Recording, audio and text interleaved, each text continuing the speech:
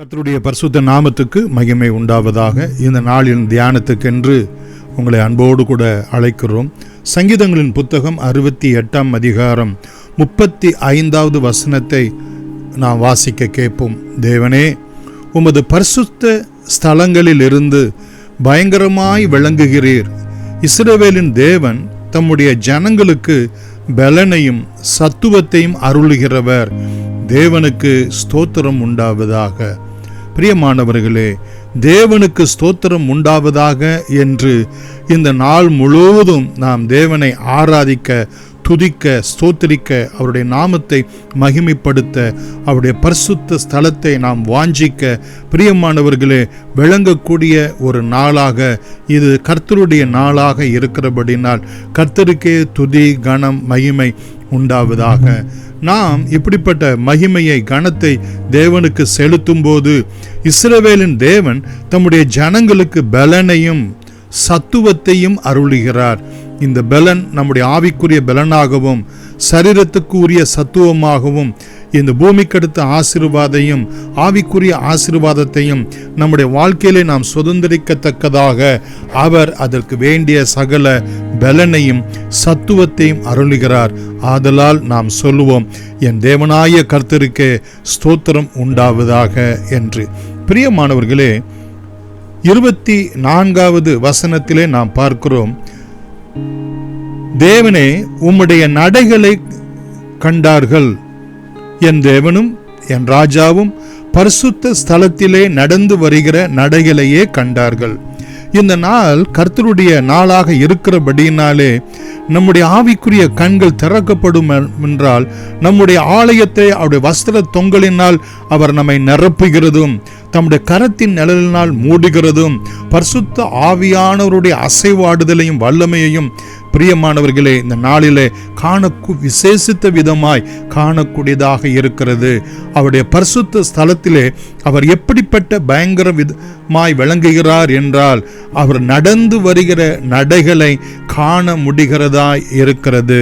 26வது வசனத்திலே நாம் பார்க்கிறோம், இஸ்ரவேலின் ஊற்றுகளில் இருந்து தோன்றினவர்களே, சபைகளின் நடுவே ஆண்டவராகிய தேவனை ஸ்தோத்திரியுங்கள். பிரியமானவர்களே, ஏன் நாம் ஆலயத்துக்கு செல்ல வேண்டும்? கர்த்தர் நமக்கு செய்த சகல நன்மைகளுக்காக அவருக்கு நாம் எண்ணத்தை செலுத்துவோம். ரட்சிப்பின் பாத்திரத்தை எடுத்துக்கொண்டு அவருடைய பரிசுத்த நாமத்தையே தொழுது கொள்வோம் என்று சங்கீதக்காரன் சொல்லுகிறது போல 25வது வசனத்திலே நாம் பார்க்கிறோம், பாடுகிறவர்களும் வீணைகளை வாசிக்கிறவர்களும் அங்கே சுற்றிலும் தம்பூர் வாசிக்கிற வாலிபர்களையும் பிரியமானவர்களே காண்கிறதை நாம் பார்க்கிறோம். சிறு பிள்ளைகள் முதற்கொண்டு பெரியவர்கள் மட்டுமாக கரங்களை தட்டி உற்சாகமாக கர்த்தரை பாட பாட அங்கே இஸ்ரவேல் ஜனங்கள், கர்த்தர் நல்லவர், அவருடைய கிருபை என்றும் உள்ளது, கர்த்தர் நல்லவர், அவருடைய கிருபை என்றும் உள்ளது என்று மாறி மாறி கர்த்தரை துதிக்கும் போது அங்கே தேவனுடைய மகிமை விளங்கிற்று என்று சொல்லி பார்க்கிறோம். 28வது வசனத்திலே நாம் பார்க்கிறோம், உன் தேவன் உனக்கு பலத்தை கட்டளையிட்டார். தேவனே, நீர் எங்கள் நிமித்தம் உண்டு பண்ணினதை திடப்படுத்தும். தேவனுடைய ஆலயத்திலே நாம் அவரை ஆராதிக்க, அவரை துதிக்க, அவரை கனப்படுத்த வரும்போது அவர் நமக்கு பலத்தை சத்துவத்தையும் கட்டளையிடுகிறார் என்று நாம் பார்த்தோம். இங்கே அவர் நம்மை திடப்படுத்துகிறார். நீ தைரியமாயிரு, நான் உன்னோடு கூட இருக்கிறேன், நான் உன்னை விட்டு விலகுவதும் இல்லை, உன்னை கைவிடுவதும் இல்லை என்று சொல்லி நம்முடைய ஆவியை, ஆத்துமாவை பிரியமானவர்களை பலப்படுத்தி திடப்படுத்துகிறவராய் இருக்கிறார் என்று நாம் பார்க்கிறோம். 29வது வசனத்திலே நாம் பார்க்கிறோம், ராஜாக்கள் உமக்கு காணிக்கைகளை கொண்டு வருவார்கள். பிரியமானவர்களே, நம்முடைய எல்லா விதமான பொருளாதார ஆசீர்வாதங்களினாலும் தேவனை நாம் முதன்மையாய் கனப்படுத்த வேண்டும் என்று சொல்லி அங்கே நாம் பார்க்கிறோம். நம்முடைய உதடுகளின் கனியாய ஸ்தோத்திர பலிகளினால் மாத்திரமல்ல, கர்த்தர் நம்மை ஆசீர்வதித்த எல்லா ஆசீர்வாதங்களுக்கு தக்கதாக காணிக்கைகளையும் தசம பாகங்களையும் செலுத்தி நாம் கர்த்தருக்கு கனத்தையும் மகிமையும் செலுத்த வேண்டும்.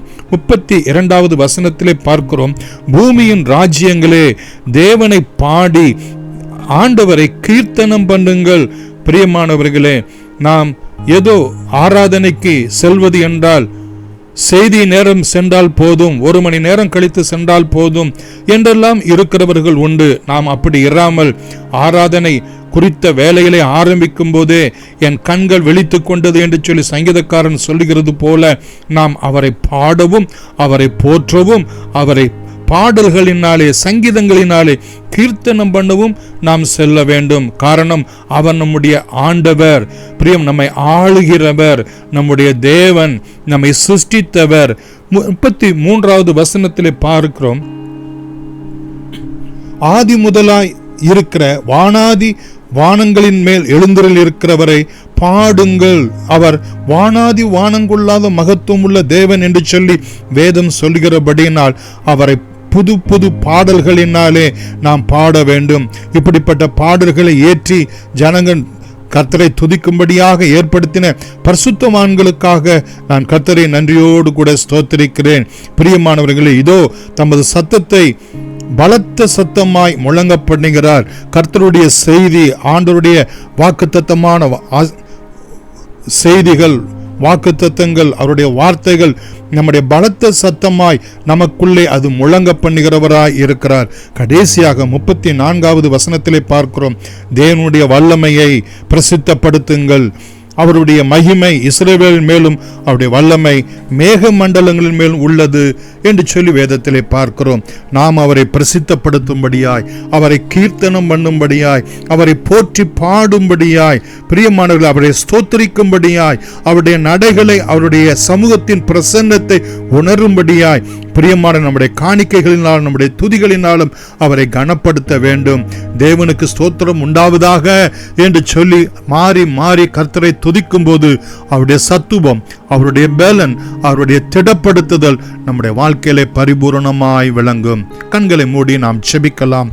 அன்புள்ள இயேசு சாமி, இந்த நாளிலும் இந்த வார்த்தைகளை கேட்ட அன்பான பிள்ளைகள் ஒவ்வொருவரையும் ஆவியோடு உண்மையோடு கூட உம்மை தொழுது கொள்ளும்படியாய், பிதாவாகிய தேவனை, குமாரனாகிய தேவனை, பரிசுத்த ஆவியாகிய தேவனை, திரியேக தேவனை துதித்து ஸ்தோத்திரிக்கு ஆராதிக்க சிறு பிள்ளைகள் முதற்கொண்டு பெரியவர்கள் மட்டுமாய் யாவருடைய வாயினாலும் துதிகளை உண்டாக்குவேன். என் மகிமையை வேறு ஒருவனுக்கும், என் துதியை விக்கிரங்களுக்கும் கொடேன் என்று சொன்ன உம்முடைய வார்த்தையின்படியே சுவாமி, இவர்களுடைய துதி, ஸ்தோத்திரம், கனம், மகிமை எல்லாவற்றையும் சுகந்த வாசன பலியாய் ஏற்றுக்கொண்டு எங்கள் ஆண்டவர் இரட்சகருமாய் இயேசு கிறிஸ்துவினுடைய பாடு, மரணம், உயிர்த்தெழுதலுடைய புண்ணியத்தினால் இவர்கள் ஒவ்வொருவரையும் மனதாரணிகள் ஆசீர்வதித்து ஆசீர்வாதம் ஆக்கும்படி இயேசுவின் நாமத்தில் நன்றியோடு வேண்டுகிறோம் எங்கள் ஜீவனுள்ள பிதாவே.